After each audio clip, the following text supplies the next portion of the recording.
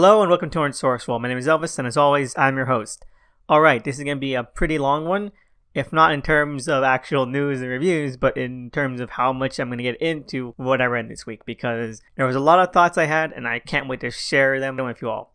So first up, let's get into news. There's only really one big news topic, at least in my eyes, which is that apparently HBO Max is working with the Venture Brothers folks in order to figure out a way to revive the show on their stream platform, which, that's cool. That's kind of what everyone was expecting to happen. Now, the funny side of this is that a few are taking this as confirmation that this was all just a hoax to drum up fan support and that it was all planned out from the beginning. Now, you know my thoughts on why I think that doesn't really make much sense and would be way more than a show like this would even, call for. But either way, I hope that it does happen and that, it's better than Season 7 was. So fingers crossed and, kudos. And we also have another trailer for Justice League Snyder Cut. It's just the old trailer that needed to, clear out some music licenses and shore up some new logos and maybe 3 or 4 different shots put in. But it's the same trailer, and it's still a really good trailer. I really like it.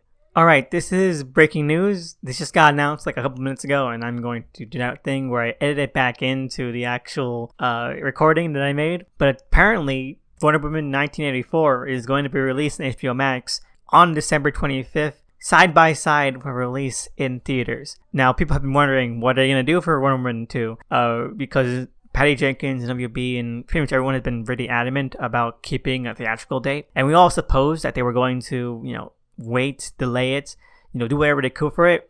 But honestly, I'm kind of surprised by the balls in this. Apparently, it's going to be at no extra cost to subscribers. Now, they've made a point about saying that. I'm pretty sure that is a knock on Disney for charging like $30 extra for Mulan to subscribers of Disney Plus. And you know what? I'm glad. I still think it's kind of a mistake to have a theater option. I mean, it is pretty risky. But as someone who has HBO Max, like $14 if you wanted to subscribe just for Wonder Woman 1984, that is a really good price. That's even less than a ticket here in New York. So, I can't wait to see it, and hopefully, it turns out good, and we're gonna have nice watch party fun about it. So, fingers crossed, and can't wait to see it. Anyway, let's move on to what I read this week. First off, we have Rorschach number 2. Alright, let me get this out of the way.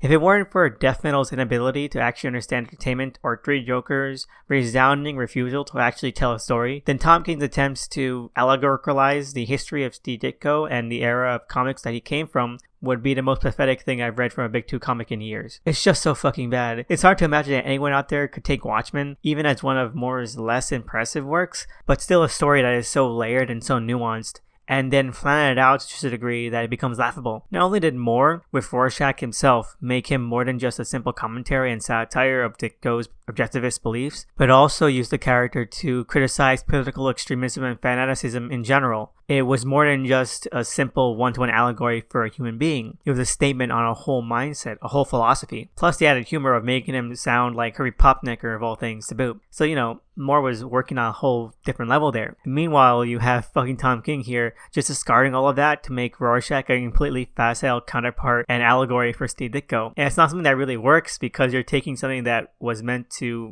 mean so much more and then bringing it down to a singular human being that you're not even really doing a good job at because you're reducing it inadvertently, especially since your entire take on the human being in general seems to be based on urban legends about inclusiveness and also some weird nonsensical bullshit about how he must have been an incel that you seemingly made up out of nowhere. I mean, readers, if you wanted to see Steve Ditko ran against the world about how he got cucked by a Chad, then Tom King has the story for you because that literally happens in this issue. And that's just so much lesser than it used to be. You're taking a statement about society and about human nature and just really dumbing it down to dump on a person who really existed, but you're twisting for your own purposes for seemingly no reason. To give a good comparison, it's a contrast to Rick Veitch's The Max Immortal. Now, The Max Immortal's mission statement from the very beginning was to be the most rawest, ugliest, and unfiltered history of comics there ever was, as seen through Rick Veitch's own bias and own ideas about the moral failings and corruption in the comic industry. So when he lambasts and lampoons figures like Bill Gaines as blubbering cowards and hypocrites, you understand what he's going for because it fits the themes and the intention of the story that he's created. It all revolves around that kind of, ideal,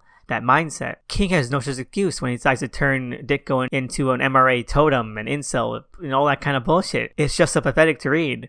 So overall, 2 thumbs down, and the man can't even write a good Mr. A parody in this issue. It's so lackluster, and Honestly, disappointing. Anyway, let's move on to Immortal Hulk number 40, and this is a pretty fun issue. It's again on that very thin-skinned keel, but it's hard to knock it for that when it's already 40 issues in. Ewing and Bennett do at least have a good time imbuing some fun and excitement to what is maybe one of the most darkest and lowest points of the entire run. Everything has gone foobar, and Savage and Joe are kind of in a lurch. Seeing them learn how to work together and pair up their own strengths, if only very fleeting, was nice, and it does give it some hope and engagement in an otherwise sorrowful situation. Revealing some more twists and turns to the narrative also helps to amp up and energize things. With only 10 issues left to go, not including the odd tie-in here and there, it's good, and it can still pull out the rug slightly from under us, while also setting up a stage for an endgame. I'm really excited to see what comes next, and to see how Joe and Savage fare in their small little mini-arc. Overall, one thumb up, one thumb middle. It could have been better, but I'm really glad that it's not falling on its face right now. We're in the crunch. And lastly, we have Extra Swords chapter 17 through 19. X-Force, Hellions, and Cable.